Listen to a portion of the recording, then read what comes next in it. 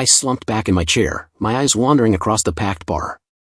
The place was buzzing, laughter rang out, music thumped, and the dance floor was a whirlwind of women cutting loose. Happiness was all around, but it didn't touch me. Out of everyone in the world, why did Travis Whitaker pick my wife? What made her agree? What made her turn her back on everything we'd built? Our kids were almost grown, ready to fly the coop, and we'd spent years dreaming about what life would be like once it was just us. We had plans, trips we wanted to take, memories we wanted to make.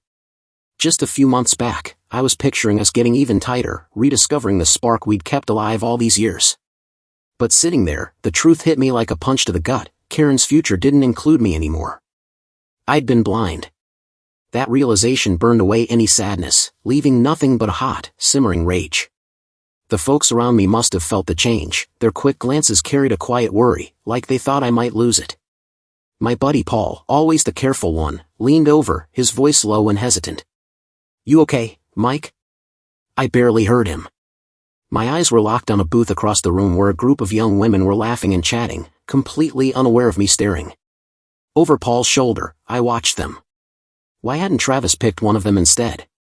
I stared for a long moment until something bizarre hit me, a wild, absurd feeling that burst out of me in loud, uncontrollable laughter. The chatter at our table died. Heads turned from nearby seats. My laughter cut through the noise, sharp and surprising, until tears rolled down my cheeks. My chest heaved as I tried to catch my breath. When the laughter finally faded, I wiped my eyes and let out a slow, steady breath. Something had clicked. I wasn't a married man anymore. I didn't have to give a damn about Karen's feelings. She'd made it clear mine didn't matter to her. The table sat frozen, eyes glued to me like I'd broken some sacred code. I met Paul's gaze, then slowly slid off my wedding ring, turning it in the dim light before placing it in his open hand. "Give this to Karen when you see her," I said, my voice calm as ice. "I've got better things to do." Without another word, I stood, pulled a $10 bill from my pocket, and dropped it on the table for my beer. "Since you didn't mind watching Karen stab me in the back, you can cover the rest." I didn't wait for a reply. Voices called after me as I walked away, but I tuned them out.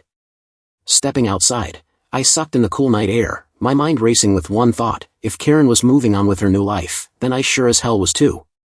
By the time I got to my hotel in downtown Memphis, my mind was set. I strode up to the front desk, where a young clerk looked up. "Got any high-end suites available?" I asked.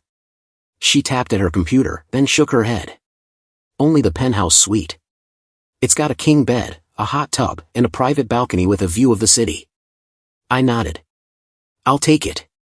She paused. "Just so you know, we can't refund your original room this late." I didn't flinch. "That's fine. Leave it for my wife. I'll be in the suite." Her eyebrow quivered, a flicker of curiosity crossing her face. "I thought you were booking for both of you." I took the key card with a sly grin. "If she asks for a key to my room, don't give her one. If she asks about me at all, tell her I checked out." A knowing smile tugged at her lips. "Got it. I'll let the staff know." I went to my old room, packed my stuff, and left Karen's things right where they belonged, in the trash. The penthouse suite was unreal. Floor-to-ceiling windows showed off the Memphis skyline, and the hot tub on the balcony glowed under soft lights. I took a second to soak in the view before heading back inside. In my suitcase, the suit I'd packed for a special night with Karen sat untouched. I pulled it out, slipped it on, and hit an ATM for some cash. Then I headed back to the bar. A long line snaked outside, but I walked right up to the bouncer. He raised an eyebrow. "Need something?" I slipped him a crisp $100 bill. His mouth twitched with amusement as he stepped aside. "Have a good one." Inside, my old crew was still at the same table, muttering among themselves. I barely glanced their way as I scanned the room. There they were, the 4 women at their booth near the dance floor, right where I'd seen them earlier. Perfect. I strolled over, confident in my step, and stopped just shy of their table. "What are 4 stunning ladies doing here by themselves?" I asked, my voice easy and warm. The tallest one, a brunette, let out a tipsy laugh. "We're not alone. We're here with our friend. Some jerk ditched her for a real piece of work, so we're making sure she has a blast." I grinned. "Mind if I help with that?" The brunette shot a glance at the short blonde next to her. After a quick nod, the blonde smiled and held out her hand. I took it gently, helping her slide out of the booth. As we headed to the dance floor, I leaned in a bit. "What's your name?" "Jessica," she said smoothly. "I'm Mike," I replied. "Gotta ask, what kind of fool would let go of someone like you?" She laughed, her eyes sparkling with mischief. "The kind who didn't deserve me." I chuckled. "Sounds about right." We moved to the music, talking as we danced. She was studying to be a nurse, working on her degree, and had lived in Memphis her whole life. As the song slowed, she stepped closer. "Be straight with me, Mike," she said, her voice softer. "You married?" I held her gaze. "Not anymore." She studied me, like she was piecing things together. "Was your wife the one with Travis Whitaker earlier?" I noticed she disappeared right after. I raised an eyebrow. "You don't miss much, do you?" She smirked. "Mike, the whole bar saw it go down." I let out a short laugh. "Guess I figured out we were done at the same time everyone else did." Her face softened, and we kept dancing, not saying much for a while. It felt good, just being close to someone, no pressure, no expectations. When the song ended, we headed back to her table. Jessica turned to her friends. "So, we said no guys at our table tonight, but I want Mike to stick around." The brunette grinned, clearly ready to tease her about it. I flashed a grin at the brunette. "What if I sweeten the deal with a couple bottles of champagne?" She tapped her chin, pretending to mull it over. "Tempting, but I'm not sold yet." Before I could fire back, Jessica jumped in. "We saw Travis Whitaker sneak out with his wife." "That changes everything." The other three chimed in together. "Well, in that case." They shuffled around, making room for Jessica and me at the booth. Before I could even ask their names, the blonde closest to Jessica raised an eyebrow. "So, straight up, Mike, do you and your wife have one of those open marriage deals?" I snorted. "Not even close." Another blonde leaned in, curiosity all over her face. "So what did she say to you?" I shook my head. "Nada." Said she was hitting the bathroom, but really, she slipped out the back with Travis. I jerked a thumb over my shoulder, not bothering to look. And my so-called buddies covered for her. Right then, the waitress swung by. I glanced at the women. "Y'all like champagne?" Their faces lit up, nodding like kids in a candy store. "2 bottles of your best," I told the waitress. The group let out excited whoops, clapping and laughing. Before we got dragged back into my drama, I introduced myself properly. The brunette was Megan, and the 2 blondes were Ashley and Rachel. Turns out, they were all in nursing school with Jessica. When the champagne arrived, we raised our glasses, taking big swigs. Megan tilted her head, eyeing me. "So, what's your next move with your wife?" I leaned back, cool as a cucumber. Far as I'm concerned, she made her choice when she walked out that door. Ashley's face shifted, softer now. "You got kids?" I sighed. "Yeah, a 15-year-old son and a 13-year-old daughter. But they're growing up quickly. Couple years, they'll be off living their own lives, and I'll be free to do things my way." Jessica grinned, looping her arm through mine and raising her glass. "To hell with it, tonight, you're with me." Glasses clinked, and the laughter flowed as easily as the champagne. We traded stories, cracked jokes, and danced till our feet were screaming. The girls took turns dancing with other folks, even each other, but Jessica stayed close, like she was quietly claiming her spot. Near the end of the night, Megan suddenly shot up, her face dark with anger. Without a word, she stormed off. We all turned, realizing she was headed straight for my ex-friend's table. Before Paul could even get near me, Megan cut him off. The showdown was instant, sharp words flew, Megan's finger jabbing into Paul's chest as she laid into him. His face fell apart under the heat, crumbling until he sank into his seat, tears streaming down. Megan wasn't done. She turned on the rest of the table, ripping into them one by one. The nearby tables burst out laughing as my former friends sat there, utterly humiliated. When Megan strutted back, Ashley and Rachel greeted her with high fives. She took a long pull of champagne, smirked, and shot me a triumphant look. "None of those clowns are coming near this table tonight." I glanced over, they were already grabbing their stuff, avoiding my eyes. Paul and his girlfriend were both crying, and not one of them dared look my way. "What did you say to them?" I asked, impressed. Megan crossed her arms, smug. That woman finally got the nerve to come talk to you, so I shut her down. Made it crystal clear what I think of people who help cheaters.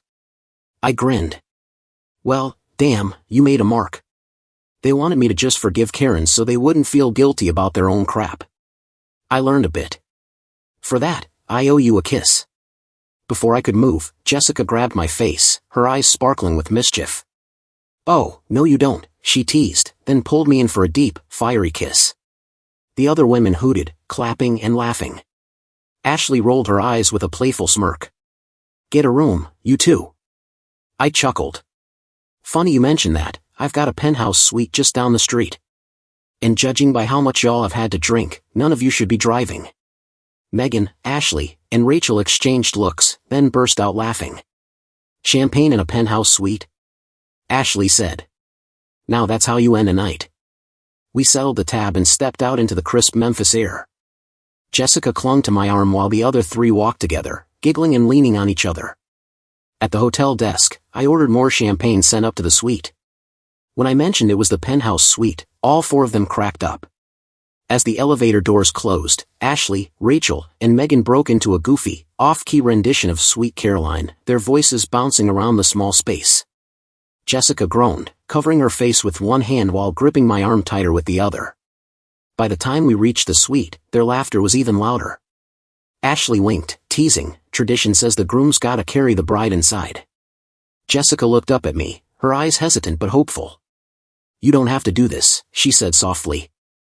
I grinned, nudged the door open, and without a word, scooped her up into my arms. She let out a surprised gasp, then burst into laughter, her arms wrapping around my neck as I carried her into the suite. The moment we crossed the threshold, she pulled me into a deep, lingering kiss, her fingers sliding through my hair. The other girls, loving every second of it, clapped and whistled until Megan's attention shifted to the balcony. Before I could even set Jessica down, the three of them had stripped to their underwear and hopped into the steaming hot tub, giggling as they sank into the warm water. I set Jessica on her feet, and she smiled, still holding my hand. A knock at the door announced the champagne's arrival. I grabbed the bottles and carried them out to the balcony, where the girls were already sprawled out, toasting each other with imaginary glasses. Rachel gave me a dramatic pout. You're way too dressed up for this party. I chuckled. Think I'll keep the suit on for now. They tried to coax Jessica into the hot tub, but she just smirked, tugged me toward the bedroom, and shut the door behind us. The second we were out of sight, the muffled sound of Sweet Caroline started up again, followed by their uncontrollable laughter. Morning light spilled through the curtains, painting the room in a warm golden glow. Jessica was curled up next to me, her body soft and relaxed, but we weren't alone. Three other figures were sprawled across the massive bed, tangled in sheets, arms and legs flung carelessly over each other. I had no clue when they'd slipped in, but there they were. I eased out of bed, running a hand through my hair. Jessica stirred, blinking up at me sleepily.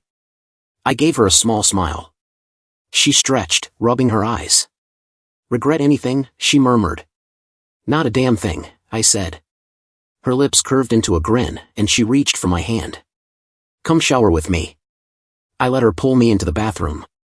The second we stepped under the hot water, I lifted her against the wall, her legs wrapped tight around me. The way she looked at me, hungry, wanting, lit a fire deep in my chest. She melted into me, losing herself twice before I finally let go. When we stepped out, the other girls were already up, lounging around the suite with mimosas in hand. Megan stretched lazily on the couch. Damn, if that was half as good as it sounded, I'm calling dibs on that shower next. The others cracked up, and Jessica and I swapped a knowing look. After everyone cleaned up, the group said their goodbyes, all except Jessica. She brushed a strand of hair behind her ear, her voice soft. Can you drive me home? On the way, she leaned against me, her fingers lazily tracing patterns on my arm. You know, she said quietly, you could go back to your wife. But if you don't, I'd really like to see you again. I glanced at her, a slow smirk forming. Going back ain't happening. Last night wasn't just a good time, I liked being with you. She beamed. Then call me if you think this could be something real.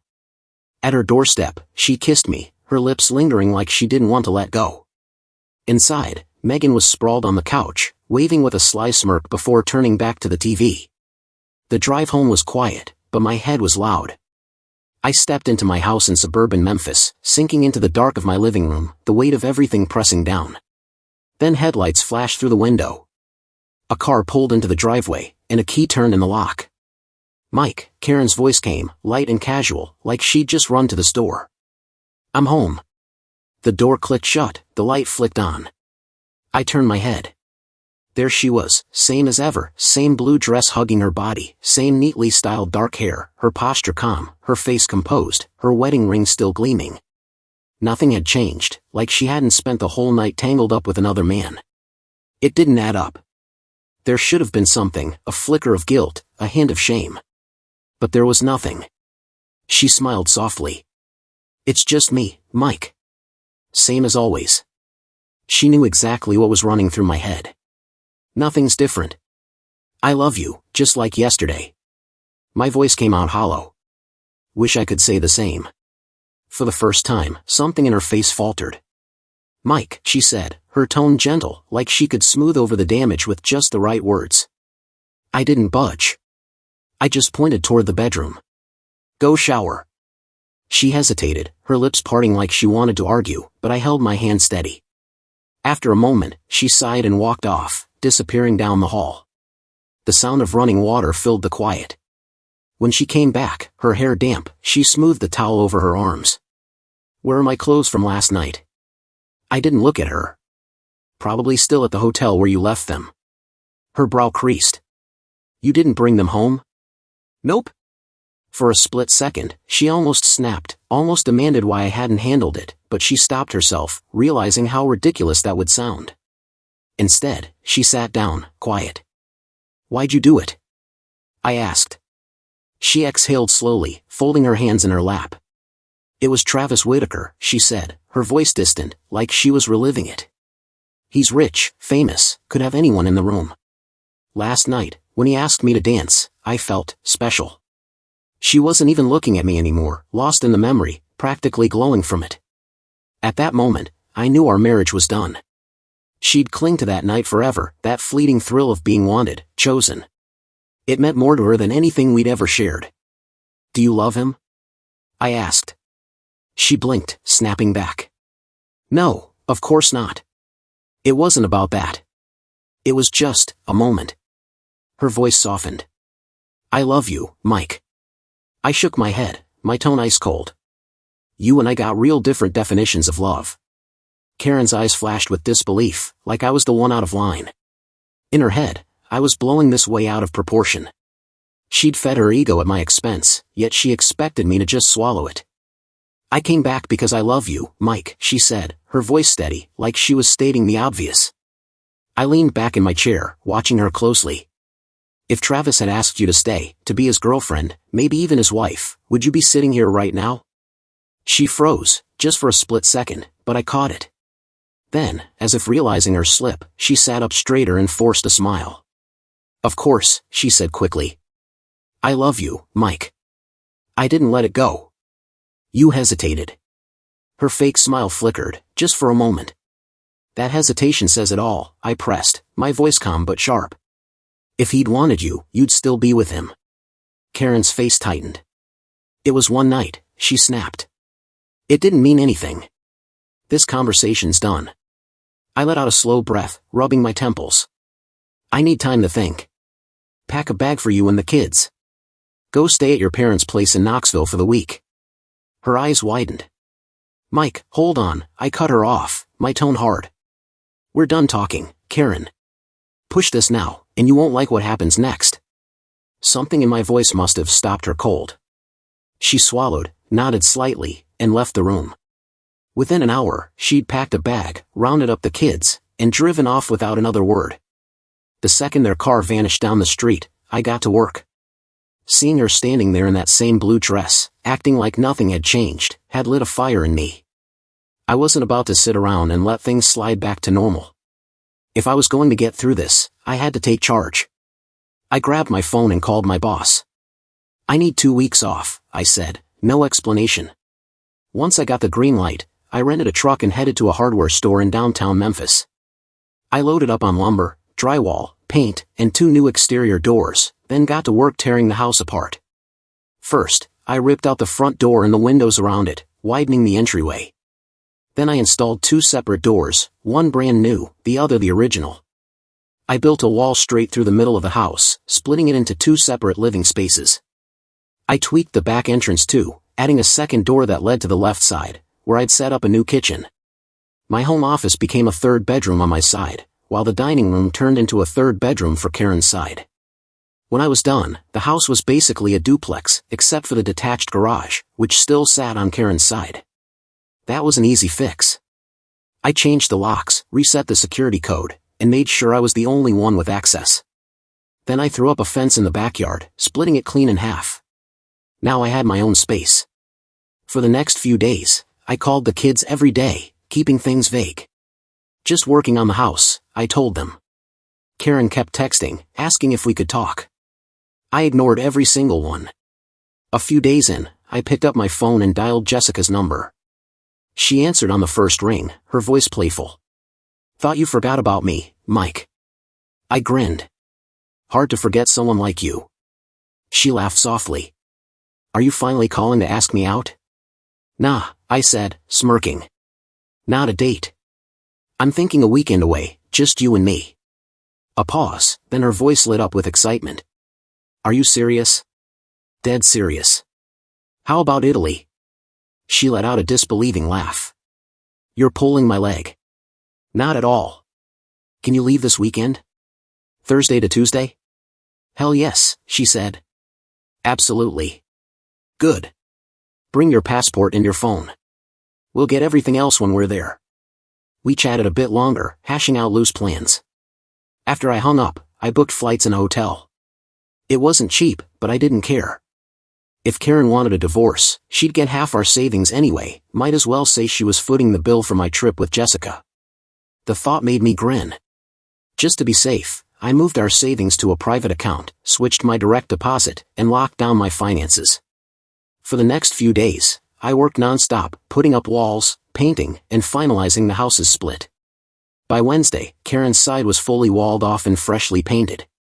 I hadn't split the utilities yet, so we still shared gas and electricity, meaning she couldn't cut me off. That night, I called her. "Bring the kids back tomorrow morning." By Thursday, my side of the house was locked tight, and I sat on the porch, waiting. When Karen pulled into the driveway, she and the kids stepped out, their faces frozen as they stared at the changes. My daughter, Lily, spoke first. "Dad, what the hell did you do?" I gestured at the house. "Turned it into a duplex." "Like it?" All 3 of them just gaped. "You're kidding, right?" my son, Noah, finally said. I shrugged. "Relax, your rooms are already set up."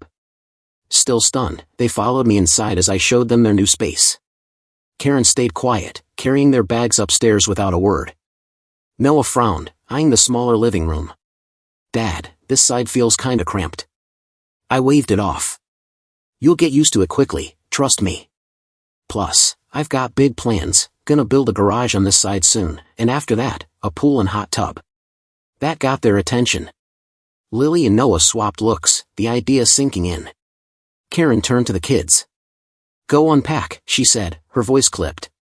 She glanced at me, like she was waiting for a chance to talk, but I didn't give her one. Instead, I followed the kids to their rooms, making sure they had everything set up. Once they were good, I pulled out some sandwiches I'd grabbed earlier and set them on the kitchen table. As we ate, Lily watched me closely. "Dad, what's really going on?" Her eyes flicked to Karen, like she was studying her reaction more than mine. After a week with their mom, the kids had clearly picked up on something. Karen had probably dodged their questions, and now they were fishing for the truth. I took a bite of my sandwich and grinned. Just getting ready for what's next. Things don't stay the same forever, so I'm making sure I'm set. Lily's eyes narrowed. "Maybe you could have talked to us before flipping everything upside down." I chuckled and looked at Karen. "Actually, it was your mom's idea. She decided she needed a change." Karen's eyes widened, totally thrown. Lily spun to her, frustration all over her face. "Mom, why would you make a huge call like that without telling us?" Noah crossed his arms, his tone sharp. "Yeah, Mom, don't we get a say?" Karen fumbled, looking rattled. "This is all a misunderstanding," she said, her voice shaky. "Your dad completely misread things." I leaned back, giving her a look of mock sympathy. "I don't know, Karen, you seemed pretty damn sure of what you wanted that night, so sure, I figured there was no going back." Her face twisted, like she was fighting to keep it together. For a second, I thought she might crack, but instead, she turned and walked out without a word. Noah sighed. "What's with Mom? She's been crying nonstop." I shrugged. "Maybe ask her." Lily opened her mouth, like she wanted to dig deeper, but I cut it off. I grabbed my keys and stood. "I'm heading out of town for a few days. Won't be free during the day, but I'll call you both every night." I kissed them each on the forehead and headed for the door. As I left, I wondered if they noticed I hadn't said a word to their mom. I picked up Jessica from her place, and we hit the road. That weekend was one of the best I'd ever had. We flew first class to Italy, stayed at a fancy resort, and soaked up everything: stunning beaches, killer food, endless drinks. Jessica was over the moon, and she showed me just how much she appreciated it in ways that left no room for doubt. By the time we got back, we were both tanned, relaxed, and tighter than ever. I knew every curve of her body, and she knew exactly how to make me forget the past. On Tuesday, I pulled up to her apartment. She leaned over, kissing me deep and slow before pulling back with a soft smile. "Stay the night," she whispered, her fingers grazing my arm. I chuckled. "Tempting, but I've got some stuff to handle, and you've got class tomorrow." She pouted. "At least call me before bed. I want to hear your voice." I kissed her again, grinning. "You got it." As I drove home, a smile stuck on my face. The night before, Jessica had said she could see herself falling for someone like me. That thought lingered as I pulled onto my street. I saw Karen's car in her driveway but parked in front of my half of the house, keeping my distance. I'd barely started unpacking when a knock came at the door. I opened it to find Karen standing there. "You're back," she said quietly. "Yup," I said, keeping it short. "Can we talk?" "Sure." She hesitated. "Can I come in?" I shook my head. "Nope. You're not allowed on my side." Her eyes widened, shocked. "What?" I leaned against the doorframe. "This is my space. You're not welcome here, ever." Her lips parted, like she wanted to argue, but she stayed quiet. After a moment, she turned and walked back to her side, her shoulders tense. The reality of our split had finally hit her. We sat across from each other at her kitchen table. She let out a slow breath, her eyes searching mine. "Mike, I love you. I just want things to go back to normal." I shook my head. "That's not happening." Her brow creased. "Why?" I met her gaze, unflinching. "Because you did something that changed how I feel about you for good." She shook her head, desperate. "But it shouldn't be like this." I sighed, my patience wearing thin. "Actually, this is exactly how it should be. You made a choice, and no words are gonna undo it." "I love you, Mike," she pleaded. I let out a dry laugh, gathering my thoughts. "Picture this, we're just dating, out with friends. Then you sneak off with another guy, spend the whole night and morning in his bed. If that happened on our first date, you think there'd be a second?" Karen swallowed hard. "But, Mike, it was Travis," I cut her off. "Don't care who it was. You picked someone else over me." Her voice rose, frustrated. "I keep saying I didn't choose Travis over you." I raised an eyebrow. "So you didn't slip out the back of the bar? Didn't go home with him?" "It was just one night," she snapped. I exhaled slowly, shaking my head. "You had years to show me what I meant to you, but the second some famous guy gave you attention, I was nothing." I leaned back in my chair. "So, tell me, should I be keeping you away from rock stars, CEOs, senators? There's a big race downtown this weekend. Are you planning to hook up with the winner?" Karen's face hardened. "That's not fair." I locked eyes with her, my voice steady. "Oh, now you're preaching fairness? Now you want a shot to explain yourself, to talk me out of my anger, to make me feel bad for being hurt, to convince me I should put our family ahead of my own pain? Seems I'm the only one in this marriage who's ever been expected to play fair." Her expression cracked, and she reached for my hand, hesitant.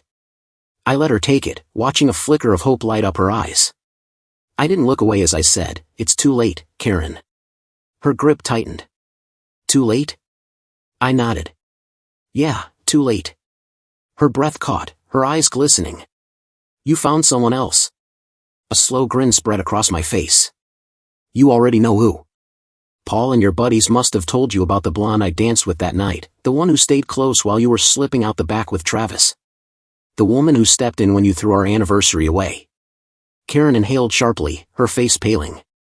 She'd seen the photos, Paul must have sent them. Pictures of Jessica and me, locked in a tight dance, her arms around me. Her voice shook, bitter. Is this your way of getting even?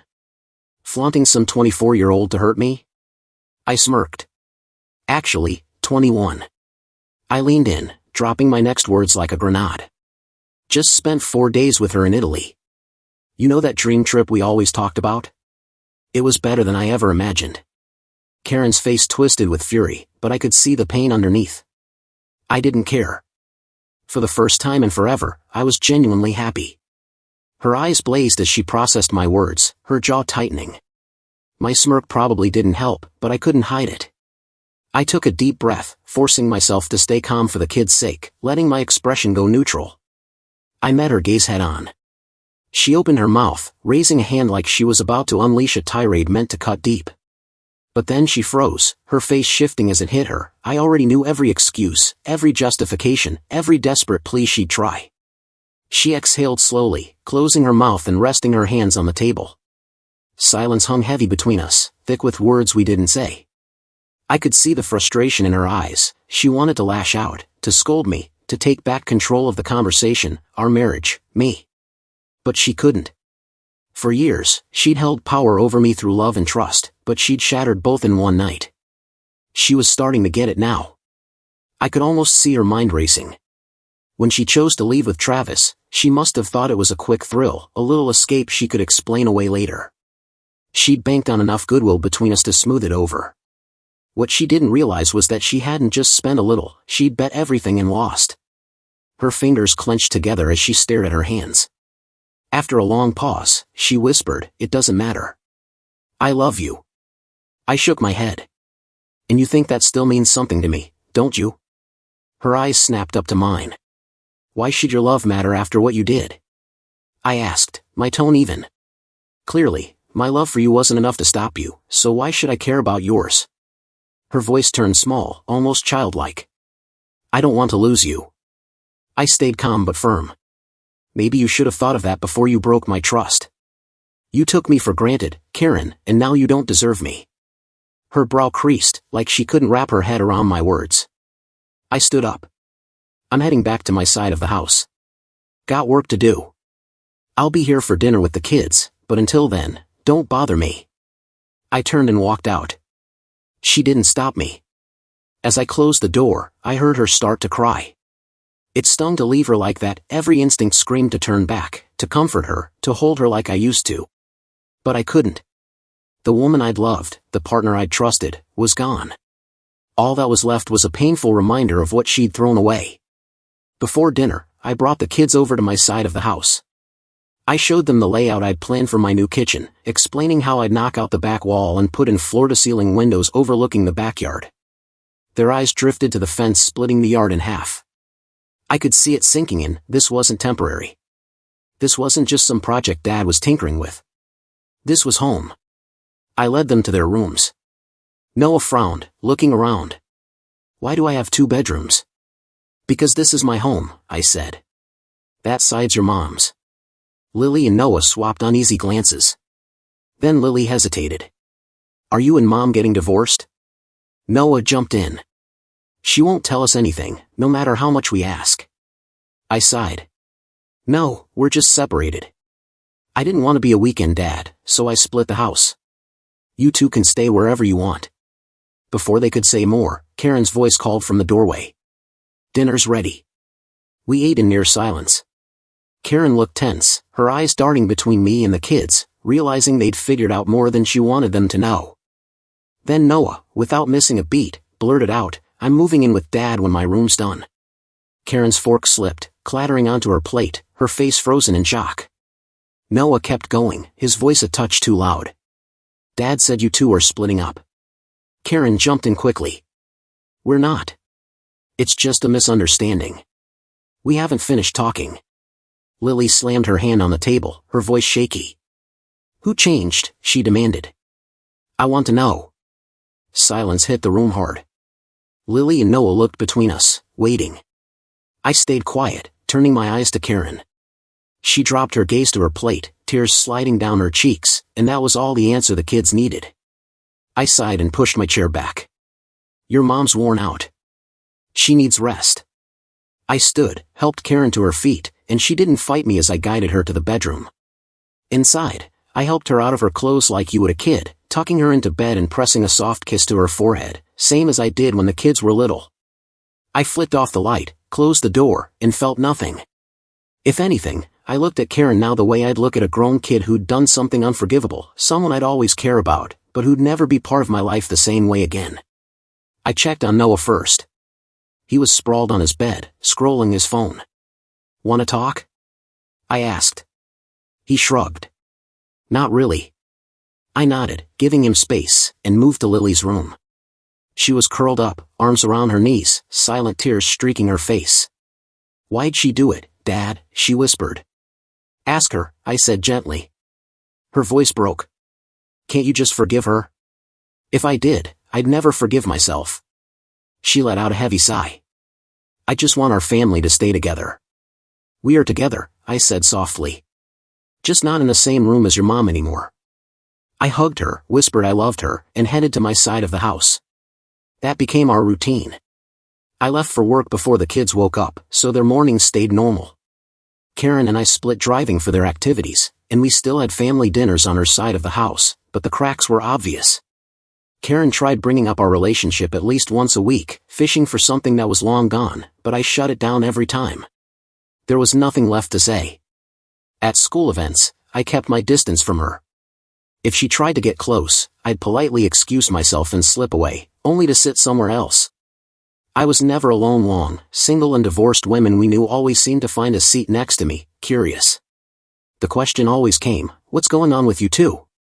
My answer never changed, we're separated. Over the next few months, I overhauled my side of the house. New clothes, high-end kitchen appliances, sleek cabinets, modern furniture, I turned it into the ultimate bachelor pad, complete with a huge flat-screen TV and a killer sound system. Then I bought a convertible. The second Karen saw it, she couldn't hold back. Mike, can we even afford that? That car must have cost a fortune. I shrugged. My last car was 8 years older than yours. I needed a new one. I met her eyes evenly. You always replaced your car twice as often as I did. I just used those skipped years to upgrade. Her gaze flicked to the house, all the new furniture. I figured I was being generous, not making you part with anything you liked, I said. Besides, I never cared for your taste in furniture. Her brows knit together. You never said anything before. Because I wanted you to be happy, I shot back. And honestly, it never mattered to me. She had no comeback. Don't worry, I went on. The house is paid off. Once the kids move out, I'll rent my half for extra cash. I'm set. Karen's expression shifted, and she gave me that sultry smile that used to mean someone's getting lucky tonight. She stepped closer, resting a hand on my shoulder, squeezing lightly. I'm not complaining, she said smoothly. I like the new car. You've been hitting the gym, and you look good in those clothes. I smiled. Thanks. Noah and Lily helped pick the car. I paused, then added, Jessica helped with the furniture in my wardrobe. We've got a real similar taste. Her smile dropped, her hand falling from my shoulder the second I said Jessica's name. Oh, she said, trying to sound casual. I was just wondering. Without another word, she turned and walked away. I didn't mean to shove Jessica in her face, but the truth was, Jessica was becoming a big part of my life. I thought about her constantly, way more than I thought about Karen or her feelings. At first, Jessica only stayed over a couple nights a week, but it didn't take long for her to be there most of the time. Noah had already moved to my side, claiming the master bedroom, and even Lily, who started out sticking with Karen, began hanging out with Jessica more. It was like she'd found the big sister she never had. Soon, Jessica was there for weekends and most weeknights. The only time Karen pushed back was when I brought Jessica to our usual family dinner. She stayed polite but made it clear she didn't want it to become a habit. The next morning, as I headed out for work, Karen stopped me at the door. "Mike," she said carefully, "I'm glad we can still talk, but I'd rather you not bring your girlfriend to family dinners. That's supposed to be our time with the kids." I smiled.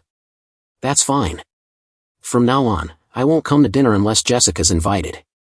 But the kids are always welcome to eat with me and Jessica whenever they want." Her jaw tightened. "That's not fair, Mike. It's the only time we get to be a family."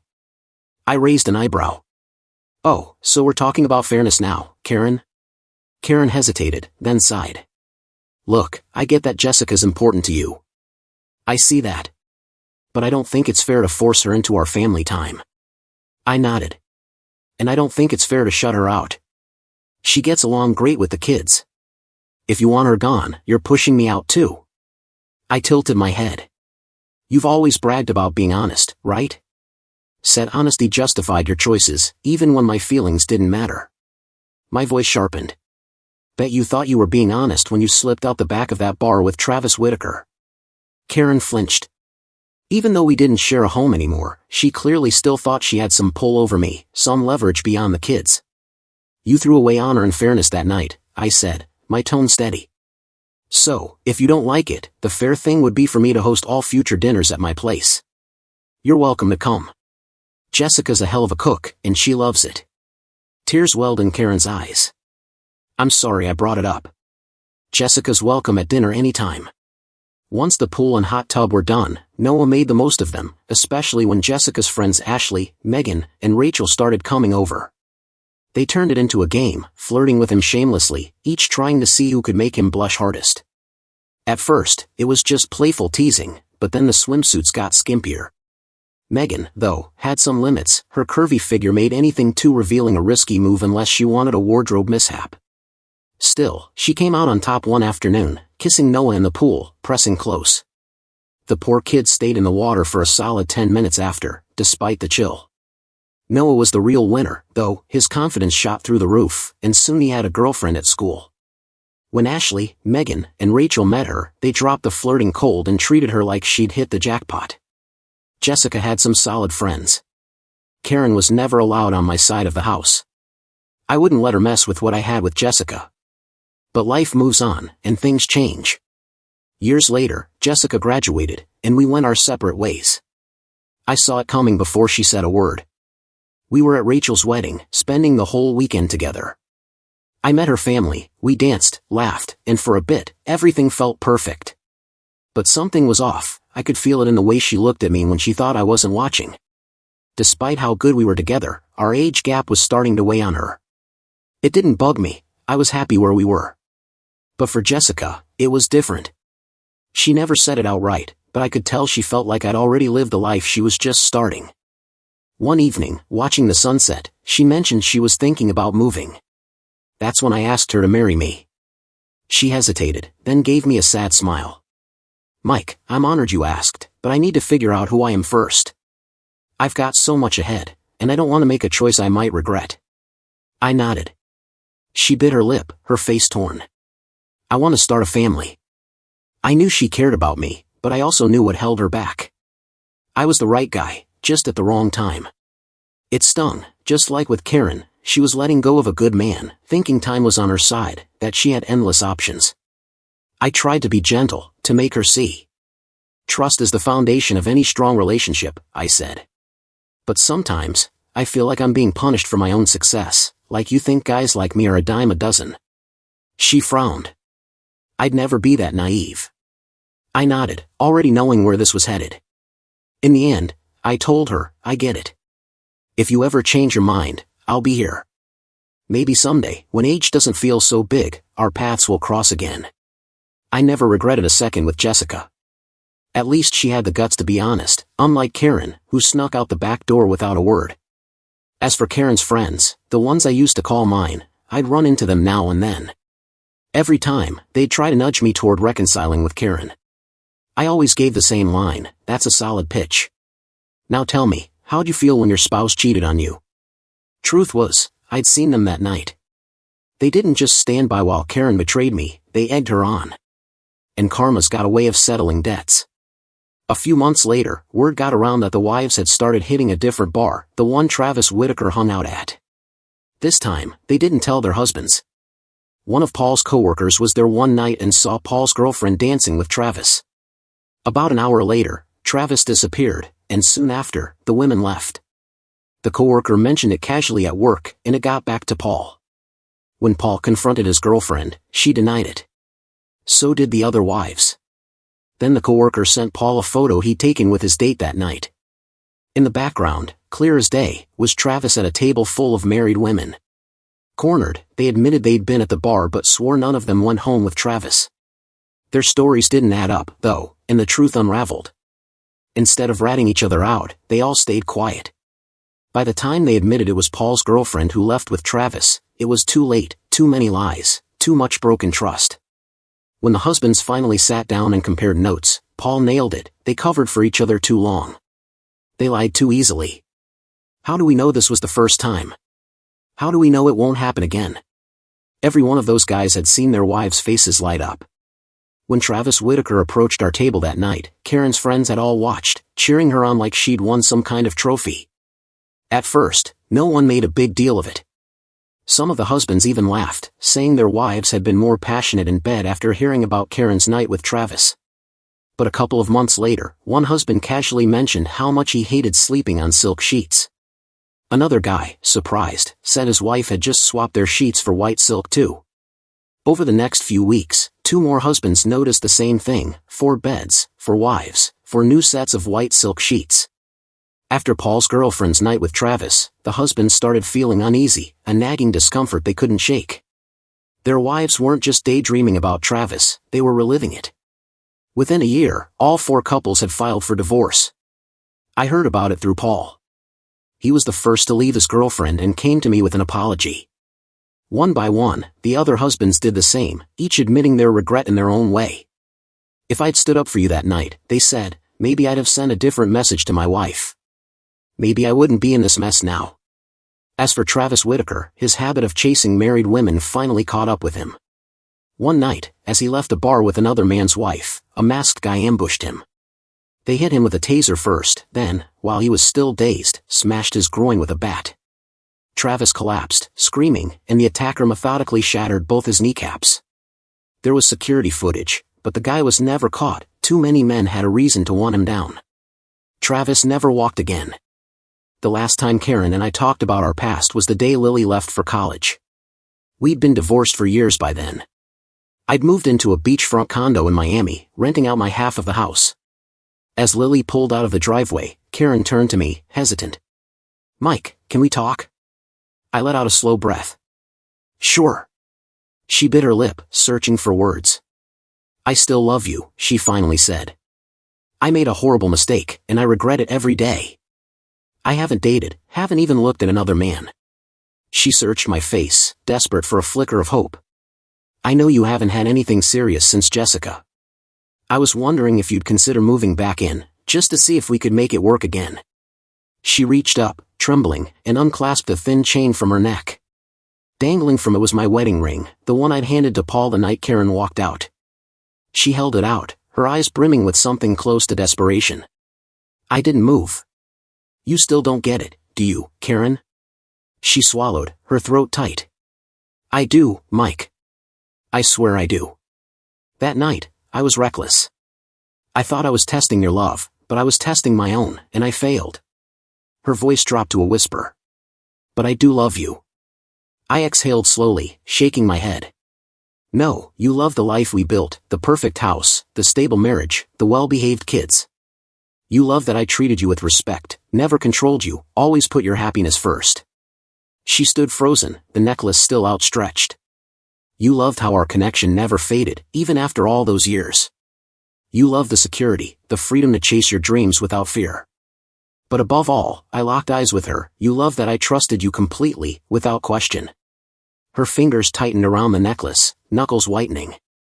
"And now," I went on, my voice steady, "you love me more than ever because you know no one will ever love you like I did. No one will cherish you the way I used to." Her breath hitched, and for a moment, I thought she might break under the weight of it. "But you took it for granted, and now it's gone."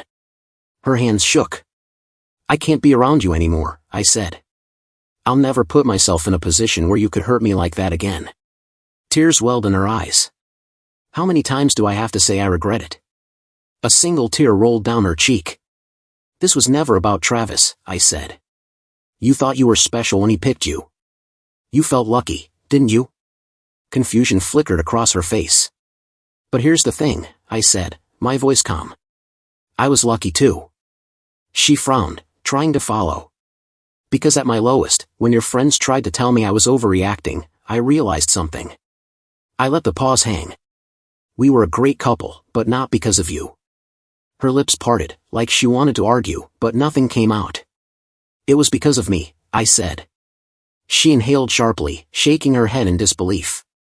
You left because my love was strong, not yours.